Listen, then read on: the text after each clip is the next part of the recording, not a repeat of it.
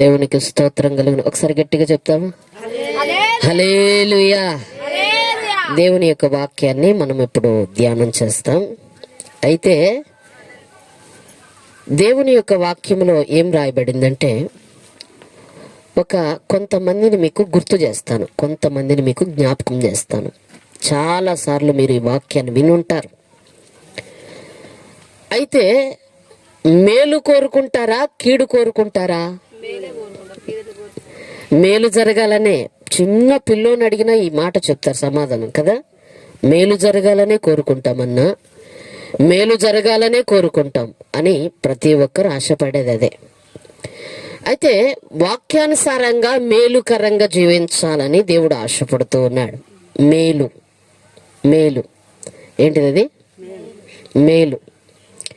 ఈ మేలు, ఈ వాక్యం విన్న తర్వాత మీకు కుట్టిది తేలు. దేవునికి స్తోత్రం కలుగును గాక. మేలు ఓకే, వాక్యం విన్న తర్వాత ఇదా మేలు అని మీకు తేలు కొడుతుంది అనమాట. అబ్బాయి ఇది మనకు చెట్టు కాదు అనుకుంటారు. సో దేవుని యొక్క వాక్యాన్ని మనం వినేటప్పుడు అందరూ కూడా ఆశీర్వాదాన్ని కోరుకుంటారు కదా, ఆశీర్వాదాన్ని కోరుకుంటారు, దీవెనలే కోరుకుంటారు. సో యేసేపు అని ఒక భక్తుడు ఉన్నారు. యేసేపుని చిన్నప్పటి నుంచి కలలు కనేవాడు, మంచి భక్తిపరుడు, దేవుడంటే భయం కలిగిన వాడు. యేసేపు ఎవరు అంటే యాకోబు కుమారుడు. ఓకేనా? మంచోళ్ళ కడుపులో ఎవరు పుడతారు? మంచోళ్ళ కడుపులో ఎవరు పుడతారు? మంచోళ్ళు పుడతారా, చెడ్డోళ్ళు పుడతారా? సరే, ఆ లెక్కన యాకోబు అన్న మాటకు అర్థం ఏంటిదంటే మోసగాడు అని అర్థం. మరి మోసగాడి కడుపులో ఎవరు పుడతారు? అయితే యేసేపుకు అది చేతకాల. దేవుని యందు భయము భక్తి కలిగిన వాడు, దేవుడు చూస్తున్నాడన్న భయము కలిగిన వాడు ఎవరు చెప్పాలి? యేసేపు. యేసేపు అన్న మాటకు ఫలించేడి అంటే ఫలించువాడు అని అర్థం. మీకు అర్థం అవ్వడానికి చెప్తున్నాను. యేసేపు అన్న మాటకు ఫలించువాడు అని అర్థం. ఈ ఫలించువాని యొక్క జీవితం ఎలా ఉంది అంటే, కొంతమంది పేరు గొప్ప ఊరు దిబ్బ. చెప్పండి, పేరు గొప్పలేదు. యేసేపు జీవితంలో పేరుకు దగ్గ మనిషి ఉన్నాడు. కొంతమంది భాగ్యమ్మ అని పెట్టుకుంటారు, కానీ ఇంట్లో భాగ్యం ఉండదు. కొంతమంది ఆ పేర్లకు దగ్గర జీవితాలు ఉండవు కదా. ధనమ్మ అని ఉంటుంది, కానీ పేదరికంలో ఉంటుంది ఆమె. లేరా? అంటే మీరు ఎవరైనా ఉన్నారేమో క్షమించండి. పేరుకు దగ్గర చెప్తున్నా, జీవితాలను బట్టి, భాగ్యాన్ని బట్టి భాగ్యం ఉండదు, ధనమ్మ అంటే ధనం ఉండదు, పేరు అంటే పేరు అంతే. కానీ యేసేపు జీవితంలో ఒక విధమైన ఆశీర్వాదమును మనం చూస్తున్నాం. ఎందుకు చూస్తున్నామో తెలుసా? యేసేపు చిన్నప్పటి నుంచి కూడా కలలు కనేవాడు. ఏంటి ఆ కలలు అంటే, దేవుని యందు భయము భక్తితో జీవిస్తూ, దేవుణ్ణి ఉత్సాహపరుస్తూ, దేవుని యందు నిరీక్షణ కలిగిన వాడు యేసేపు. ఎవరు? నిరీక్షణ కలిగిన వాడు యేసేపు.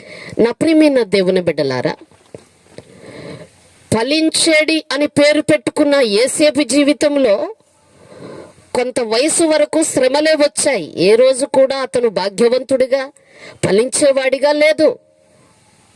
అసలు విషయం చెప్పనా? యేసేపు జీవితంలో ఏం జరిగిందో చెప్పనా? కొంతకాలానికి అసూయకు గురయ్యాడు. సొంత అన్నదమ్ములే ఓరవలేకపోయాడు. ఎవరిని చూసి? యేసేపును చూసి. యేసేపు రాహేల్ అంటే చాలా ఇష్టం. ఎంత ఇష్టం అంటే, ప్రియురాలు కదా, ప్రేమించి 14 ఏళ్ళు కొలువు చేసి చేసుకున్నాడు. ఎవరిని? 14 ఏళ్ళు. ఎన్ని సంవత్సరాలు చెప్పాలి 14 సంవత్సరాలు శ్రమలు పడి రాహేల్ని పెళ్లి చేసుకున్నాడు. రాహేలుకు పుట్టినవాడే ఈ యేసేపు. యేసేపు అంటే ఎవరికి ఇష్టం చెప్పండి? ఎవరికి ఇష్టం? దేవునికి ఎందుకు ఇష్టం? దేవుడు చూస్తున్నాడన్న భయం కలిగిన వాడు కాబట్టి ఇష్టం. ఇష్టమున్నోన్ని ఎంతగా దేవుడు దీవించాలి? ఎంతగా ఆశీర్వదించాలి. ఎందుకు ఇన్ని శ్రమలు యోసేపుకు అంటే, యోసేపు నిరీక్షణ కలిగిన వాడు. నా ప్రియమైన దేవుని బిడ్డలారా, మనం ఎప్పుడైనా సరే మన జీవితంలో శ్రమలు వచ్చినప్పుడు, బాధలు వచ్చినప్పుడు కృంగిపోకూడదు.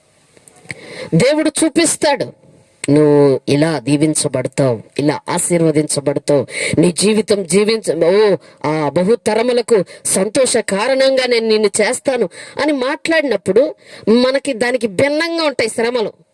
అరే, దేవుడు ఈ సంవత్సరం నన్ను ఎంతగానో ఆశీర్వదిస్తానన్నాడు, ఈ సంవత్సరం నన్ను దీవిస్తానన్నాడు, ఈ శ్రమల నుంచి నన్ను విడిపిస్తానన్నాడు. అయినా కానీ ఏందబ్బా, ఏ సమాధానం లేదు. దేవుని దగ్గర నుంచి ఏంటి నాకు ఈ బాధలు, దేవుడు నా పక్షాన ఉంటే ఎందుకు నాకు ఈ శ్రమలు అని ఆలోచిస్తున్న వారందరికీ కూడా నేను చెప్పే సమాధానం ఏంటంటే, యోసేపు జీవితం ఒక అద్భుతం. ఎలా అంటే, యోసేపు ఎప్పుడైతే అన్నల అసూయకు గురయ్యాడో, ఎందుకు అసూయ అంటే, యాకోబు విషయంలో కూడా నేను చెప్తాను, అలా ఏ తల్లిదండ్రులు ఉండకూడదు. చిన్న కొడుకును ఒకలాగా, పెద్ద కొడుకును ఒకలాగా, చిన్న కూతురును ఒకలాగా, పెద్ద కూతురును ఒకలాగా, కొడుకును ఒకలాగా, కూతురును ఒకలాగా ఏ తల్లిదండ్రులు చూడకూడదు. చూస్తే ఆ అన్నదమ్ముల మీద అసూయ కలుగుతుంది, అన్నదమ్ముల మధ్య గొడవలు కలుగుతాయి. ఎవరు కూడా అలా చూడకూడదు. నువ్వు కూడా వాళ్ళని 9 నెలలు మోసి కన్నావు కదా, ఈ కొడుకును అలాగే కొన్నావు, ఆ కొడుకును కూడా అలాగే కన్నావు. ఎందుకు నీకు చిన్న కొడుకు అంటే పడదు? ఎందుకు నీకు చిన్న కూతురు అంటే పడదు? ఎందుకు నీకు పెద్ద కొడుకు అంటే పడదు? ఎందుకు నీకు పెద్ద కూతురు అంటే పడదు? ఎందుకు పడదు? దేవుడు పక్షపాతి కాదు. మనం ఇలా ప్రేమించకూడదు. వీళ్ళు చేసిన పొరపాటు ఏందో తెలుసా? యాకోబు చేసిన పొరపాటు, ఈ కొడుకును బాగా మంచిగా చొక్కా గుట్టించుకొని, మంచిగా రంగురంగుల చొక్కా గుట్టించి యోసేపుని ప్రేమగా చూసుకుంటున్నాడు, సుకుమారంగా చూసుకుంటున్నాడు. అందరినేమో మీరు పోయి గొర్రెలు మేపుకొని రండి, మీరు ఆ పని చేయండి, ఈ పని చేయండి, మీరు అటుపండి ఇటుపండి అని చెప్పేసి ఇతని ఎదురుగా ఆ అన్నదమ్ముల్ని కొంచెం దూరం పంపిస్తుంటే అసూయ రాదా? వస్తుందా? రాదా? గురైనాడు. వీళ్ళంతా కలిసి యోసేపు మీద పగబట్టినారు. వీడి సంగతి ఏందో చూస్తాం అనుకుంటున్న టైంలో ఒకానొక రోజు కలబడింది. ఎవరికి? యోసేపుకి. ఎవరికి? యోసేపుకి కలబడింది. ఆ కళ్ళలో ఏముందో తెలుసా?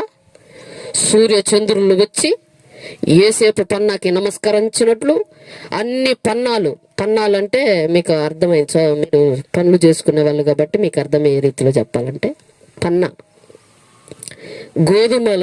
గోధుమలు మొలిచే పన్నాలు ఇట్లా కడతారు అనమాట, కట్టలుగా కడతారు. ఈయన పన్ను వచ్చి నిలబడింది, అందరి 9 పన్నాలు వచ్చి ఆయనకి నమస్కరించినాయి. ఈ కళ కడుపులో పెట్టుకుంటే ఏమయ్యేదో కానీ అన్నదమ్ములకి తండ్రికి చెప్పినాడు, ఇలా కళ వచ్చింది నాకు అంటే, నేను మీ అమ్మ మీ సహోదరులు మీ అన్నదమ్ములు వచ్చి నీకు నమస్కరిస్తారా? ఎరా పిచ్చి అని ఎక్కిందేంది నీకు? చిన్నప్పుడు కన్నాడు కళ, అప్పటి నుంచి ఇంకా కోపం వచ్చింది. ఎవరికి? అన్నదమ్ములకి. వామ్మో, వీడిని వదిలేస్తే మన మీద చలాగం చేసేటట్టున్నాడ్రా, వీడి సంగతి ఎందుకు చూడాలరా అని చెప్పేసి కడుపులో పెట్టుకున్నారు అన్నదమ్ములంతా కూడా. గొర్రెలు మేపటానికి వెళ్ళినప్పుడు ఇతని చేత సద్ది పంపించాడు. ఆ 9 మంది అన్నదమ్ములకి ఏం పంపించాడు? సద్ది పంపించాడు. నా ప్రియమైన దేవుని బిడ్డలారా, క్యారేజీలు కట్టుకొని గొర్రెలు ఏడైతే మేపుతున్నాడో, ఇప్పుడంటే ఫోన్లు వచ్చినాయి, వాట్సాప్లు వచ్చినాయి. ఈరోజు ఏడున్నా తల దగ్గర ఉన్నావు అంటాం. మరి అప్పుడు దేవుడు నడిపించినాడు యోసేపుని. హల్లెలూయా.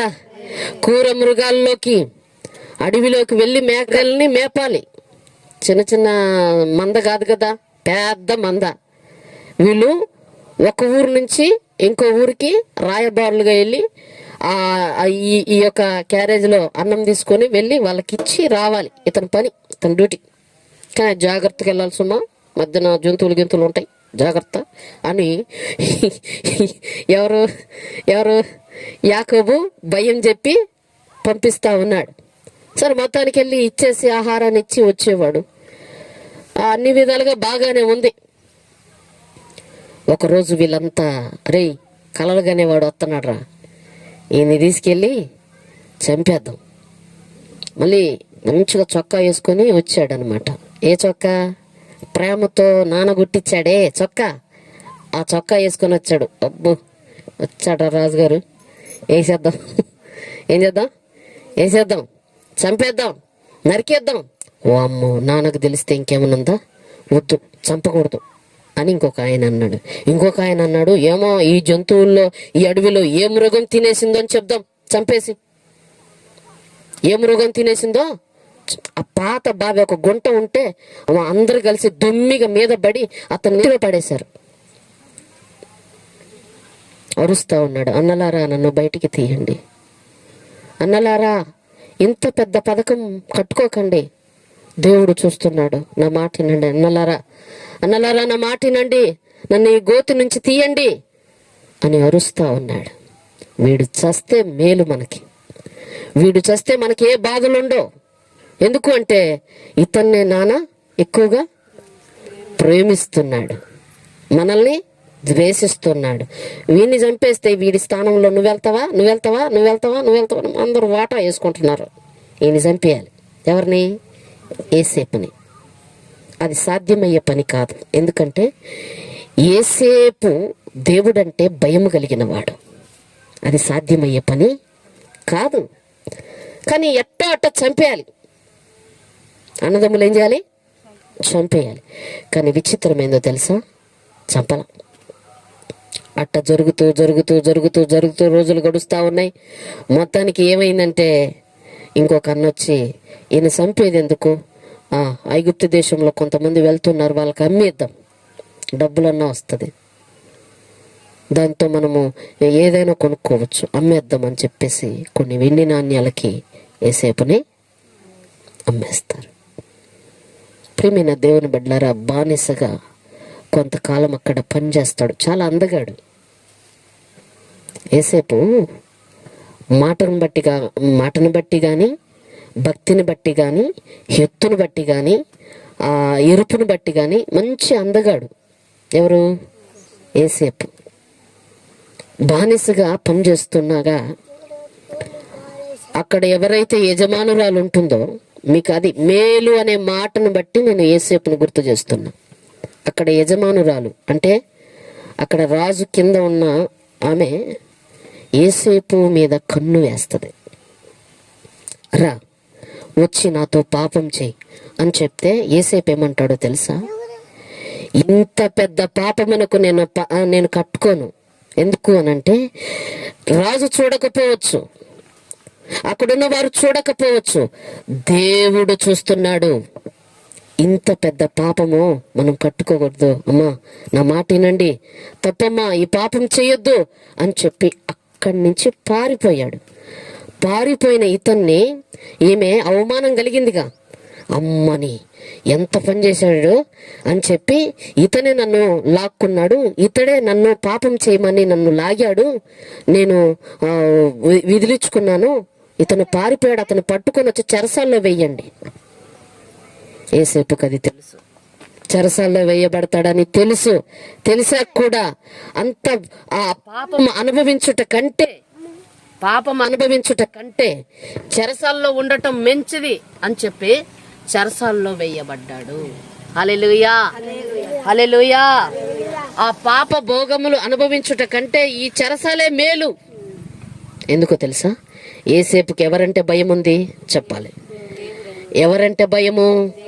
దేవుడంటే భయం ఉంది. దేవుడంటే భయం ఉన్న వాళ్ళు ఏది పడితే అది చెయ్యరు. దేవుడంటే భయం ఉన్న వాళ్ళు ఎట్ట పడితే అట్ట ప్రవర్తించరు. దేవుడంటే భయం ఉన్న వాళ్ళు ఏది పడితే అది ముట్టుకోరు. దేవుడంటే భయం ఉన్న వాళ్ళని దేవుడు ఎప్పుడు కూడా కాపాడుతుంటాడు. ఏం కాపాడాడు చెప్పండి? అన్నల చేత గుంటలో వేయబడ్డాడు, అవమాన పొందాడు, అక్కడి నుంచి మళ్ళీ వచ్చేసాడు, మళ్ళీ ఇక్కడ ఇన్ని శ్రమలు వచ్చింది, మళ్ళీ వెళ్ళి జైల్లో పడ్డాడు. ఎట్టుంటుంది చెప్పండి? చాలా భయంకరమైన శ్రమలు. ఎన్ని శ్రమలు వచ్చినా దేవుని మీద భయం పోలేదు, తనకున్న నిరీక్షణ పోలేదు. మేలు అని ఎంచాడు. ఏంటిది అది మేలు? జైలు మేలా? చెరసాల మేలా? అంటే నా ప్రియమైన దేవుని బిడ్డలారా, ఎందుకు అది మేలుగా ఎంచాడు అంటే దేవుని భయము కలిగిన వాడు. దేవుని భయము కలిగిన వారికి మేలు. హల్లెలూయా, హల్లెలూయా. దేవుని భయం అంటే ఇప్పుడు పాస్టర్ గారిని చూసి భక్తి చేయడం కాదు, చెప్తున్నా మాట. పాస్టర్ అమ్మను చూసి భక్తి చేయడం కాదు, ఇంకెవరినో చూసి. కొంతమంది మనం వెళ్తామంటే మనం దేవుని బిడ్డమని తెలిసాక మనం చూసి దేవుని పాటలు పాడతారు వాళ్ళు. ఎవరిని చూసి? దేవుని బిడ్డలను చూసి దేవుని పాటలు పాడతారు. అట్లాంటి వాళ్ళు కాదు. నిత్యము దేవుడు ఉన్నాడని భయం కలిగిన వారికి మేలు. హల్లెలూయా. నీకు మేలు కలగాలనే దేవుడు ఈరోజు ఈ మాటలు మాట్లాడుతున్నాడు. నీ జీవితంలో మేలు చేయాలని ఆశపడుతున్నాడు ఆయన. నీ కుటుంబంలో మేలు చేయాలి, నీ జీవితంలో మేలు చేయాలి. మేలు కావాలా వద్దా? మేలు కావాలా కీడు కావాలా?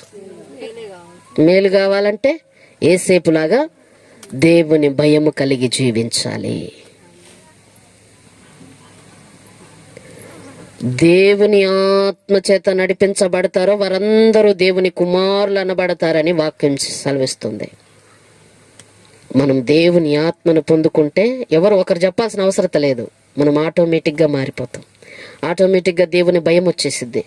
ఆటోమేటిక్గా అమ్మో ఇలా ఉండకూడదు అనే ఒక భక్తి నీలో ఉంటుంది, ఉట్టి పడిద్ది. ఒకరు చెప్పాల్సిన అవసరం లేదు. నిన్ను చూడంగానే దేవుని బిడ్డలా మీరు అని అడగగలగాలి. యేసేపు చెరసాల్లో వేయబడ్డాడు. ఆ తర్వాత ఎన్నో శ్రమలు వచ్చింది. మరలా సింహాసనం ఎక్కించాడు. మరలా అధికారం అతనుకున్న అందానికి ఏ పనుల్లో పెట్టుకోకుండా అతన్ని ఒక అధికారంగా నియమించినప్పుడు జరిగిన సంఘటన ఇది. అక్కడి నుంచి మళ్ళీ వెళ్ళిపోయినాడు. వెళ్ళిపోయిన తర్వాత చెరసాల్లో వేయబడ్డాడు. మరలా ఫరోకి కళ వచ్చింది. ఆ కళను విడిపించాడు. మరలా ఉన్నత స్థాయికి ఎదిగాడు. ఈ 9 మంది ఆహారం కోసం అక్కడికి వెళ్ళారు. కరువు వచ్చింది. కరువులో కూడా యేసేపును బట్టి యేసేపు కుటుంబం పోషించబడింది. హల్లెలూయా. ఉదాహరణ యేసేపు జీవితంలో జరిగిన సంఘటన. యేసేపుకు మేలు జరిగిందా కీడు జరిగిందా? మీకు మాట చెప్పేదా? చిన్నప్పుడు కన్నాడే కళ. చిన్నప్పుడు ఏం కళ కన్నాడు? పన్నాలు వచ్చి కదా, మరి ఆహారం లేక కరువు కాలం వచ్చేసింది. 7 సంవత్సరాలు ఏం తినాలా? ఓయ్, ఒకరు మొఖాలు ఒకరు చూసుకుంటారేందయ్యా, ఐగుప్తు దేశంలో ఆహారం దొరుకుతుందంట పోండి అని యాకోబు కొడుకులను పంపించాడు. కొడుకులు వెళ్ళి ఎవరికి నమస్కరించాలా? యేసేపుకు ఎందుకంటే అక్కడ అధికారి అయ్యాడు. శ్రమలన్నిటినీ స్త్రీ శ్రమలు, స్త్రీ యొక్క వ్యామోహమును బట్టి శ్రమలు పెట్టాలని చూశారు, కానీ శ్రమకు లొంగలేదు, బాధలకు లొంగలేదు, చెరసాలకు లొంగలేదు, దేవుణ్ణి దూషించలేదు. వచ్చిన శ్రమలను బట్టి తల వంచలేదండి. దేవుని కొరకు నిలబడ్డాడు యేసేపు. కాబట్టి అన్నలు వచ్చి నమస్కరించారు. మరి కళ అక్షరాలుగా నెరవేరింది. చిన్నప్పటి నుంచి కళలన్నీ నెరవేరాయి తన జీవితంలో.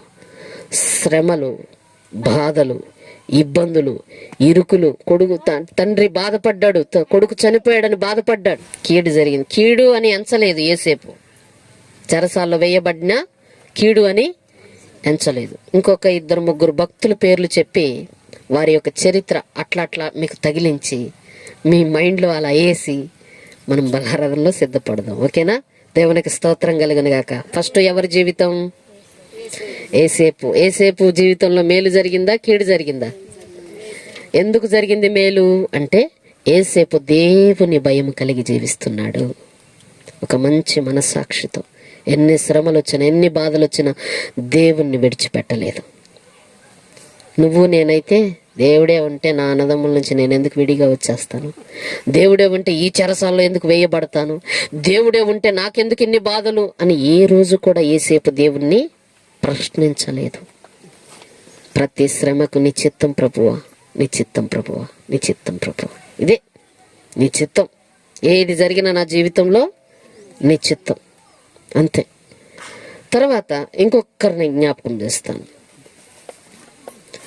మీకు వాక్యాలు చెప్తే గుర్తుండట్లేదు కాబట్టి జస్ట్ అట్లా స్టోరీస్ని ఇలాగా, మీకు స్టోరీస్ అంటే ఎవరైనా కథలు చెప్తే ఇష్టపడతారుగా, మీరు ఇష్టపడరా? ఎవరైనా కథ చెప్పారనుకో ఏం చేస్తారు మీరు? ఇంకో కథ చెప్పండి, ఇంకో కథ చెప్పండి అని చిన్నప్పుడు కథలు చెప్పుకుంటూ పడుకునేది మా అమ్మ పక్కన. మా అమ్మ సమూయేలు పాలు విడిచే వయసు ఎంత వయసు ఉంటుంది చెప్పండి? పాలు విడిచే వయసు ఎంత వయసు ఉంటుంది? 2, 3 అంతేనా? 2, 3 సంవత్సరాల వయసు. పాలు విడిచిన వెంటనే కొడుకును తీసుకొచ్చి దేవుని మందిరంలో వదిలేసిపోయింది తల్లి. అక్కడ జరుగుతున్న సంఘటనలు ఏందో తెలుసా? ఏలీ పాస్టర్ గారు అక్కడ సేవ చేస్తుంది. ఎవరు? ఏలీ. అందరు చెప్పండి, ఏం పేరు? ఏలీ. ఏలియా వేరు, ఏలీ వేరు. ఏలీ పాస్టర్ దగ్గర ఇతన్ని అప్పగించారు. ఎందుకంటే ఆ మందిరంలో కూర్చొని దేవుని దగ్గర మొర పెడితే దేవుని దగ్గర నుంచి గర్భం అందింది ఆమెకి. అప్పుడు ఆమె అనుకుంది, నాకు గిన్న మగబిడ్డ పుడితే నీ సేవకిచ్చేస్తానయ్యా అని చెప్పి తీర్మానం చేసుకుంది. ఆమె పేరు హన్నా. అందరు చెప్పండి, హన్నా. బాగుంది కదా పేరు? దేవునికి స్తోత్రం కలుగును గాక. ఆమె పేరు ఏం పేరు? హన్నా కుమారుడు సమూయేలు. సమూయేలుని తీసుకొచ్చి పాలు విడిచిన వెంటనే ఆమె తీర్మానం చేసుకుందిగా. ఆ తీర్మానం బట్టి ఆ కొడుకుని తీసుకొచ్చి మందిరంలో వదిలేసి వెళ్ళిపోయింది ఆమె. అక్కడ జరుగుతున్న సంఘటనలు ఏంటంటే, భక్తులకి గద్దిస్తాడు, మందిరానికి వచ్చిన వారిని గద్దిస్తాడు, కానీ కొడుకుల్ని గద్దించట్లా. కొడుకులు చేసే పాపం భయంకరమైనది. మందిరంలోకి వచ్చే స్త్రీలతో వ్యభిచారం చేస్తున్నారు వీళ్ళు. దేవుణ్ణి అడ్డం పెట్టుకొని బతుకుతున్నారు వీళ్ళు. దేవుణ్ణి అడ్డం పెట్టుకొని కానుకలు లాగేసుకుంటున్నారు. తండ్రి అంటే భయం లేదు, దేవుడు అంటే భయం లేదు వీళ్ళకి. అలాంటి వాళ్ళ మధ్య వచ్చి పడ్డాడు. ఎవరు? సమూయేలు. చెప్పండి అందరు కలిసి, సమూయేలు వచ్చాడు. తన జీవితాన్ని ముందుకు కొనసాగిస్తూ ఉన్నాడు. సమూయేలు చేసే పని ఏందో తెలుసా? ఎక్కడైతే బలిపీఠం ఉంటుందో అక్కడ కూర్చొని దేవుని సన్నిధిలో మాట్లాడాడు. దేవుని స్వరం అంటే ఏంటో తెలీదు, దేవుడు అంటే ఏంటో తెలీదు, అసలు పాపం అంటే ఏంటో కూడా తెలియని వయసు అది. ఆ వయసులో దేవుని సన్నిధిలో భయము కలిగి భక్తి కలిగి బతుకుతున్నాడు సమూయేలు. దేవుడు మాట్లాడాడు, సమూయేల్ అనగానే ఈయన లేచి మందిరంలో పడుకున్నాడుగా, లేచి అయ్యా పిలిచావా అని అడుగుతున్నాడు. ఎవరిని? ఏలీ. అందరు చెప్పాలి, ఏలీ పాస్టర్ని. అతను వెళ్ళి పిలిచి, అయ్యా నన్ను లేపేవా, నన్ను పిలిచావు కదా, వచ్చాను. డై ఎవర్రా నేను పిలిచింది, పోయి పడుకోపో, నేను పిలవలే అన్నాడు. అదేంది పిలిచి పిలవనంటాడు అని చెప్పి మళ్ళీ పోయి మందిరంలో పడుకున్నాడు. మరలా రెండోసారి సమూయేల్ అనే స్వరం వినబడింది. పిలిచాడు, లేచాడు, అయ్యా వస్తున్నా అని చెప్పి వెళ్ళాడు. వెళ్ళిన తర్వాత, అయ్యా పిలిచావు కదా, నేను వచ్చాను.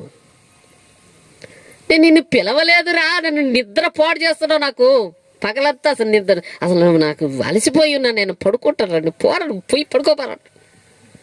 అప్పుడు ఆలోచన వచ్చింది ఏలీకి, ఓ దేవుడు ఏదో మాట్లాడుతున్నాడు.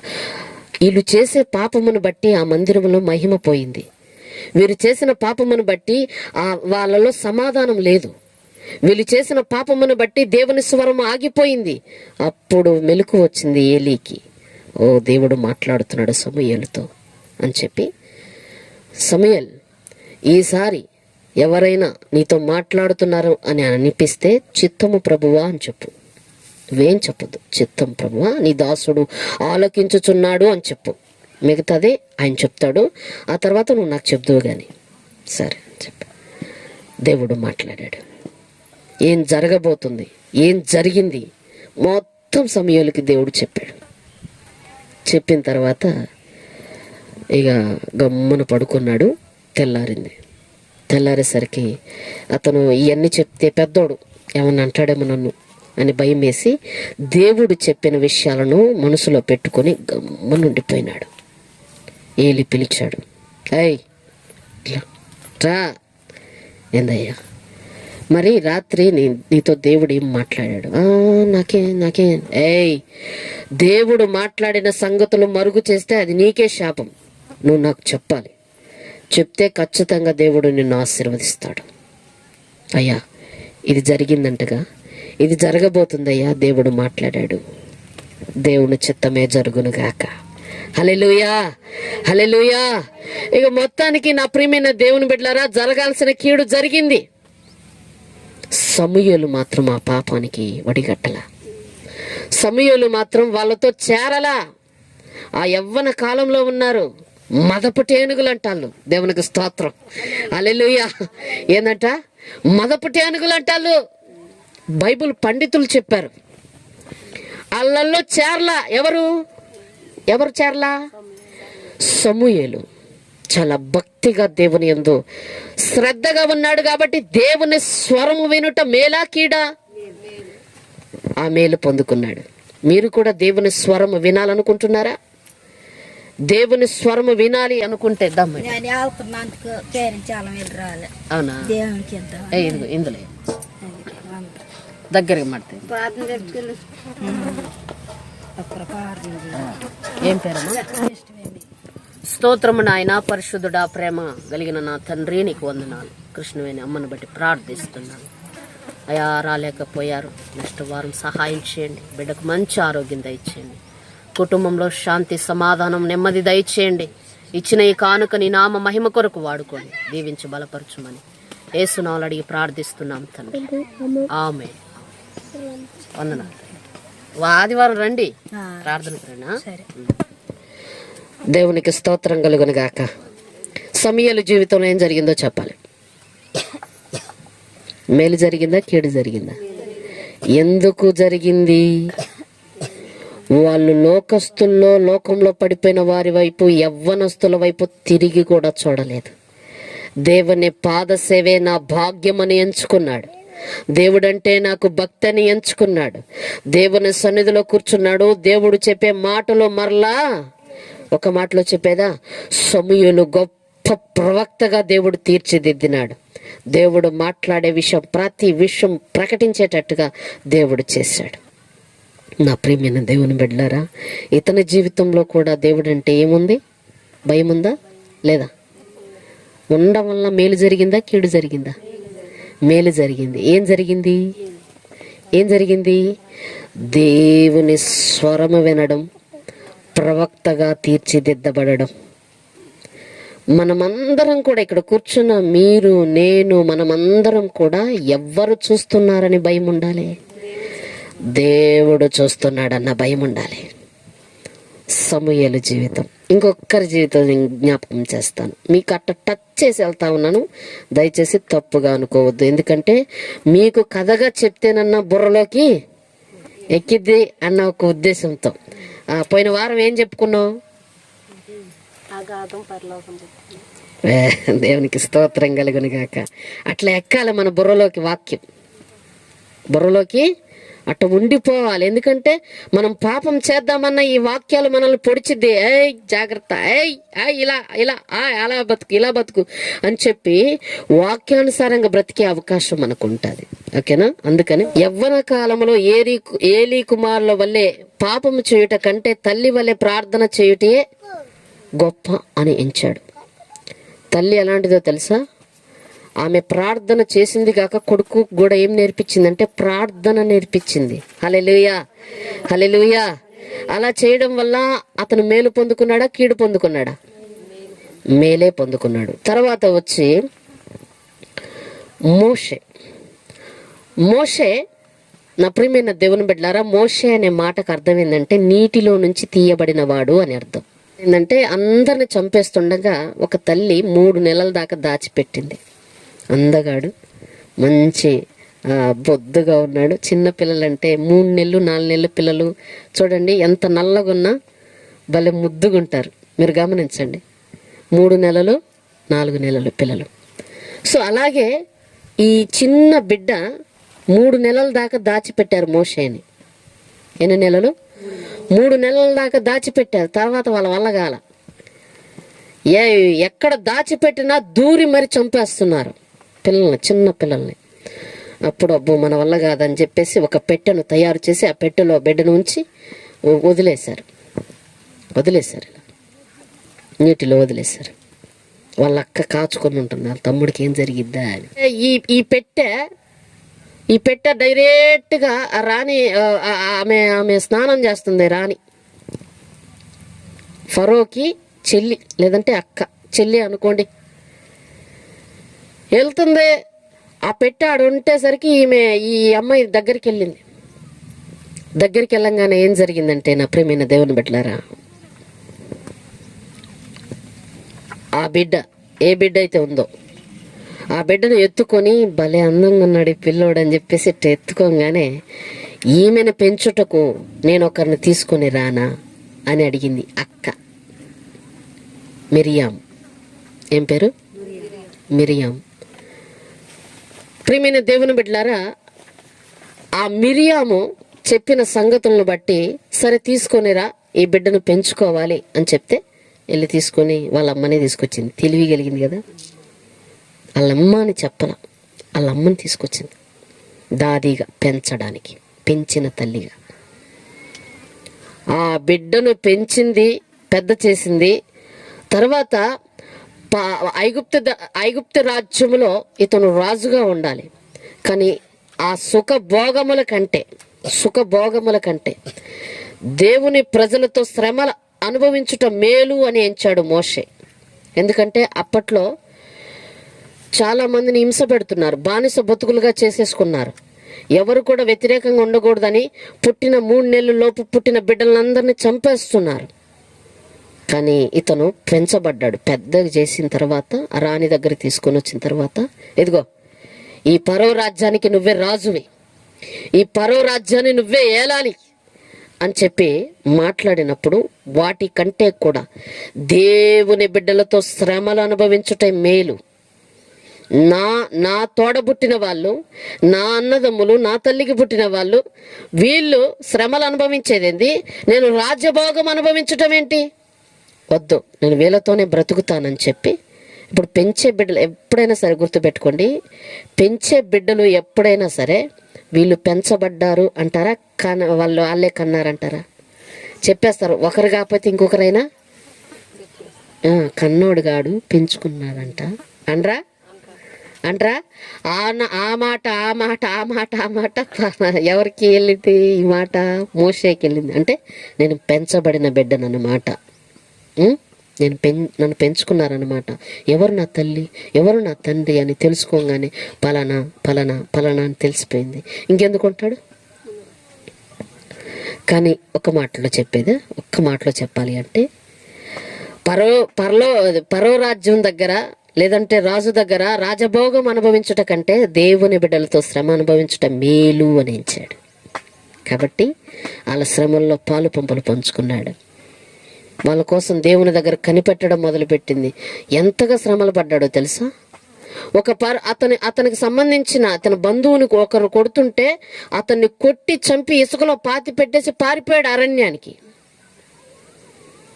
రాజభోగాన్ని అతను సుఖపడలేదు, దేవుని బిడ్డలతో అనుభవించటం మేలని. మోషే జీవితంలో ఏం జరిగింది? మేలే జరిగింది. ఏం జరిగింది?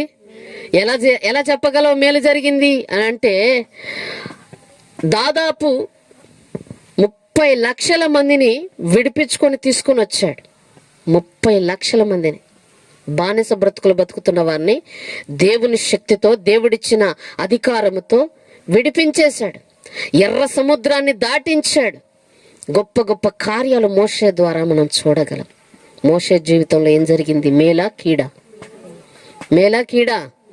మేలు జరిగింది. నీ జీవితంలో కూడా మేలు జరగాలి అని అంటే సుఖభోగాలను మనం ఆశించకూడదు. సుఖభోగాలను మనము ద్వేషించగలగాలి. అబ్బా ఇలా ఉంటే బాగుండు, ఇల్లు కట్టుకొని మంచిగా ఆస్తి బాగుండు, అది ఎప్పటికైనా నీకు కీడే. ఆస్తి ఉంటే కీడా మేలా? చెప్పాలి మీరు. ఆస్తి ఉంటే కీడా మేలా? ఎంత కీడా అని తెలిసాక, ఆ డబ్బు ఉందని చెప్పేసి అనుకుంటే హ్యాపీగా నిద్రపోలేము. ఏ దొంగ వచ్చి పడతాడో మీద, ఈ రాత్రి ఎవడొస్తాడో మీదకి, అంతేనా? ఇక నిద్ర ఉంటుందా? ఆస్తి ఉన్న వాళ్ళకి నిద్ర ఉండదు. మీకు విషయం అర్థం కావట్లే. ప్రశాంతంగా పడుకోలేడు. ఆస్తి ఉండొచ్చు, పైకి చూస్తే మంచిగా తెల్ల బట్టలు వేసుకొని మంచిగా అంగమ. నేను చచ్చిన తర్వాత ఎవరికి పోద్దో ఈ ఆస్తి, నేను చచ్చిన తర్వాత ఎవరికి పోద్దో ఈ ఇల్లు, నేను చచ్చిపోయిన తర్వాత ఏమైపోతానో, నేను చచ్చిన తర్వాత ఈ ఆస్తి ఎవరికి పోద్దో, చిన్న కొడుకు తీసుకుంటాడో పెద్ద కొడుకు తీసుకుంటాడో చెప్పండి. ప్రశాంతంగా అలాంటి వాళ్ళు నిద్రపోతారా? ఎక్కడ లేని జబ్బులన్నీ వాళ్ళకే ఉంటుంది.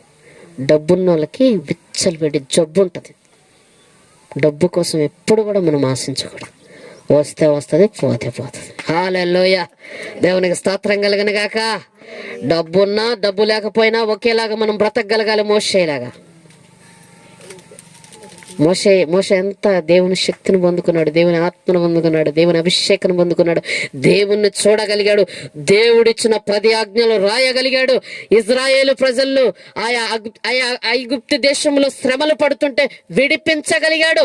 అంత శక్తిని పొందుకున్న మోషే జీవితంలో మనం ఏం చూస్తున్నామంటే సుఖభోగాన్ని కాదు, కష్టాన్ని. ఎప్పుడు కూడా దేవుణ్ణి నమ్ముకుంటే మంచి జరిగిద్దని, దేవుణ్ణి నమ్ముకుంటే ఏంటి ఈ శ్రమలు నాకు, దేవుణ్ణి నమ్ముకుంటే మీకు విషయం అర్థం కావట్లేదు. శ్రమలే, బాధలే, ఇబ్బందులే, అవసరమైతే జబ్బులు కూడా వస్తాయి. ఎందుకు? నీ ద్వారా దేవుడు మహిమను పొందేందుకు. హల్లెలూయా, హల్లెలూయా. మరి దేవుణ్ణి నమ్ముకుంటే జబ్బులు వస్తే ఇంక మేము ఎందుకంటే దేవుణ్ణి నమ్ముకునేదే? దేవుణ్ణి నమ్ముకుంటే జబ్బులు వచ్చింది, మాకేమో మంచి జరిగిద్ది, మేలు జరిగిద్ది, డబ్బు వచ్చేసిద్ది, ఆశీర్వాదం వచ్చేసిద్ది అని దేవుణ్ణి నమ్ముకుంటే మీరేంటంటే అటు బోధిస్తున్నారు. మేమెందుకు నమ్ముకోవాలి ఇక దేవుణ్ణి? అసలు దేవుడే వద్దు. తొందరపడొద్దు. మోషే జీవితంలో దేవుడు ఏ కార్యం చేశాడు అంటే దేవుణ్ణి చూచే భాగ్యం. ఒకరోజు ఏం జరిగిందో తెలుసా? మోషే ఎంతగా ఆశీర్వదించబడ్డాడో తెలుసా? అయ్యా, ఎప్పుడు కూడా నీ స్వరమే వింటున్నాను, నిన్ను చూడాలని ఉందయ్యా, నీ తేజస్సును చూడాలని. ఒక్కసారి డాడీ నిన్ను చూస్తా డాడీ, ఒక్కసారి నీ ముఖం చూపించవా అంటే మోషేతో దేవుడేమన్నాడో తెలుసా? మోషే, నువ్వు నన్ను చూచిన దినమునే నిశ్చయముగా చూస్తావు, నన్ను చూడొద్దు. నన్ను చూసావో నువ్వేమైపోతావు తెలుసా? అయినను నువ్వు నా స్నేహితుడివి కదా, నా ఇల్లంతటిలో నమ్మకమైన వాడివి కదా, నేను నీకు చూపిస్తాను. నా ముఖం చూడొద్దు, చచ్చిపోతావు. నేను ముందు వెళ్తాను, నా వెనక భాగం చూడు. హల్లెలూయా. అంత స్నేహాన్ని పొందుకున్నాడు. దేవునితో సావాసం ఎలా ఉంటుందో తెలుసా? అది ఎంత ఆనందమో తెలుసా? అది దేవుని సంతోషం. ఆ మాట చెప్పంగానే అయ్యా సరేనయ్యా నీ ఇష్టమే కానీ అనగానే అట్ట వెళ్తుండగానే వెనక భాగం చూశాడంట మోషే. చాలామంది దేవుణ్ణి చూశాను, దేవుడు అచ్చంగా ఇలా ఉంది, ఇలా ఎంట్రుకలు ఉన్నాయి, ఇలా ఉన్నాయి, బాలే ఉన్నాడు ఆయన, అబ్బో మంచి, నేను దేవుణ్ణి చూశాను అంటారు. మోషే అంతటోడే దేవుణ్ణి చూడలేకపోయాడు. నువ్వెట్ట చూసావు దేవుణ్ణి? మోషే దేవుని ఇల్లంతటిలో నమ్మకమైన వాడే దేవుణ్ణి చూడకపోతే, దేవుని ఇంటిలో ఉండేవాడే దేవుణ్ణి చూడకపోతే నువ్వెలా చూస్తావు దేవుణ్ణి? అబద్ధ సాక్ష్యాలు చెప్పకూడదు ఎవరు కూడా. నేను దేవుణ్ణి చూశానండి, దేవుడు బాబలే ఉన్నాడండి, వెలుగును చూశానని చెప్పు, దేవదూతను చూశానని చెప్పు, నమ్ముతాం. ఇట్లాంటి అబద్ధ సాక్ష్యాలు ఏవి చెప్పకూడదు, దేవుడికి బాధ కలిగిద్ది. అంతటి సావాసాన్ని పొందుకున్నాడు. మోషే జీవితంలో ఏం జరిగిద్దో చెప్పాలి. కీడా మేలా మేలే. ఈ వాక్యాలన్నీ విన్న తర్వాత మీ మైండ్లో పెట్టుకోవాలి. మళ్ళీ తేలుగుట్టినట్టు మనం వెళ్ళిపోకూడదు. హల్లెలూయా. మేలు దొరికిద్దండి. ఏంది పాస్టర్ గారు ఇన్ని శ్రమలు పడుతున్నాడు మాకంటే? మాకు కదా, మేం పెట్టేది కాదు. ఇప్పుడు నా జీవితంలో కూడా ఇప్పుడు నాకేమన్నా ఆస్తుందా, అంతస్తులు ఉన్నాయా? నేను కూడా లోకానుసారంగా బతికేయచ్చు కదా, నేను కూడా లోకానుసారంగా తిరిగేయచ్చు కదా. ఏమి భయం ఏమి? ఇక్కడ ప్రార్థన పెట్టకపోతే నాకేమన్నా వచ్చేస్తుందా చెప్పండి? భయం. యాడున్న దేవుణ్ణి తలవాలి, యాడున్న దేవుణ్ణి ప్రకటించాలి, యాడున్న దేవునితో సావాసం చేయగలగాలి. ఇట్లాంటి సావాసం కలిగిన వారిని దేవుడు ఎప్పుడు కూడా కీడుకు అప్పగించడు. ఒకవేళ అప్పగించినా ఆ కీడును జయించే శక్తిని, మేలుని నీకు దయచేస్తాడు. యోబు జీవితంలో జరిగింది అదే కదా. 10 మంది పిల్లలు చనిపోయారు, మరలా 10 మంది పిల్లలు ఇచ్చాడు. ఆస్తి అంతా కోల్పోయాడు, మరలా 2 అంతల ఆస్తిని దేవుడు ఇచ్చాడు. ఏదైనా సరే దేవుని నిమిత్తం మనం కోల్పోతే నష్టపోకు, బాధపడకు, అది నీకు మరలా నీకు ఇవ్వబడతాయి. అంతేగాని నువ్వు దేవుడు కీడు చేశాడని ఎప్పుడు కూడా తలంచొద్దు. ఒకవేళ కీడు మన జీవితంలో ప్రవేశించింది అంటే మనం ఆలోచించాల్సింది తెలుసా, నేను దేవుని విషయంలో ఎక్కడ లోపంగా ఉన్నాను? లేదు నేను కరెక్ట్గానే ఉన్నా, అయినా శ్రమలు వచ్చిందంటే ఇంకా భయపడకు, ఇంకా 2 ఆశీర్వాదం వస్తుంది నీకు, ఇంకా దీవెనలు వస్తాయి, మేలు జరిగిద్ది నీ జీవితంలో. ఇంకొకరి జీవితాన్ని గుర్తు చేసుకుని నేను ముగించేస్తాను. హల్లెలూయా, హల్లెలూయా. దేవుడు మన జీవితంలో చేయబోతున్న షడ్రక్, మేషక్, అబేద్నగో. చెప్పాలి, నోరు తిరగదు, అయినా కానీ నేను ఫస్ట్ చెప్తాను, మీరు జ్ఞాపకం చేసుకోండి. షడ్రక్ చెప్పాలి, షడ్రక్, మేషక్, అబేద్నగో. దేవునికి స్తోత్రం కలిగిన గాక. ఈ షడ్రక్, మేషక్, అబేద్నగో ఈ ముగ్గురు చేసిన పని ఏంటంటే, రాజు ప్రతిమ బంగారంతో చేయబడింది, దీనికి మీరు మొక్కాలి. వీళ్ళే కాదు, అక్కడ అంటే ఫస్ట్ నుంచి చెప్తే పెద్ద స్టోరీ అయిపోద్ది, జస్ట్ అట్ట మీకు తగిలిచ్చి వెళ్ళిపోతాను. ఈ బంగారు విగ్రహానికి ప్రజలందరూ మొక్కాలి. ఈ ప్రజలందరిలో షడ్రక్, మేషక్, అబేద్నగో ఉన్నారు. కొంతమంది భక్తి ఎలా చేస్తారో తెలుసా, నలుగురితో నతానియేలు, కులంతో కొర్నేలు లాగా ఉంటారు. మీకు అర్థం అవ్వడానికి చెప్తున్నాను. నలుగురితో నతానియేలు, కులంతో కొర్నేలు, అందరూ అటు వెళ్తే అటు వెళ్తారు, ఇటు వెళ్తే ఇటు వెళ్తారు.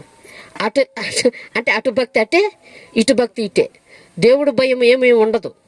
ప్రియమైన దేవుని బిడ్డలారా, ఈ ముగ్గురు ఏం చేయాలి, ఈ బంగారు ప్రతిమకు మొక్కాలి. అది రాజ ఆజ్ఞ. మొక్కని వారికి అగ్ని 7 అంతలు చేసి వాటిలో పడవేయాలి. ఈ ముగ్గురు చేసుకున్న పన్నాగం ఏంది తెలుసా, అందరూ మోకాళ్ళు వేసి నమస్కరిస్తే ఈ ముగ్గురు నిలబడ్డారు. ఓరు వారి, ఏం చేస్తున్నారా మీరు, చచ్చిపోతారు, దిగండి, వంగండి వంగండి. వంగం ఊరి, ఎవరక్కడ, ఆ ముగ్గురిని పట్టుకురండి అన్నారు. వచ్చారు ముగ్గురు. ఏయ్ ఏందిరా, నేను రాజుని, నేను ఆజ్ఞాపించాక కూడా మీరు ఎలా చేస్తే ఎలా, కమాన్ మొక్కండి.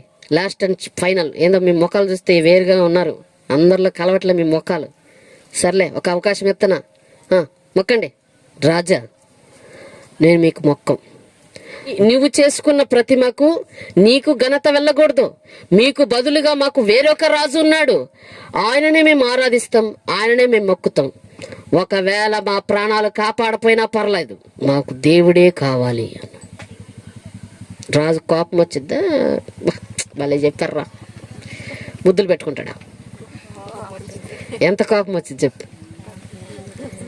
రాజుకి ఎదురు చెప్తే ఇంకేమనుందా, వెయ్యండ్రా ఈ ముగ్గురిని లోపల అన్నాడు. ముగ్గురిని తీసుకెళ్ళి అగ్నిలో వేశారు. వేసే ముందు ఏం చెప్పాడో తెలుసా, ఈ అగ్నిని 7 అంతలు చేయాలి. 7 అంతల అగ్నిలోకి వీళ్ళు వేస్తుండగానే బగ్గమని కాలిపోవాలి వీళ్ళు అని 7 అంతల అగ్ని చేశారు. విచిత్రం చెప్పనా, వేసే వాళ్ళు కాలిపోయారు కానీ వీళ్ళకి అసలు ఎంట్రుకు కూడా కాల. దేవునికి స్తోత్రం కలుగును గాక.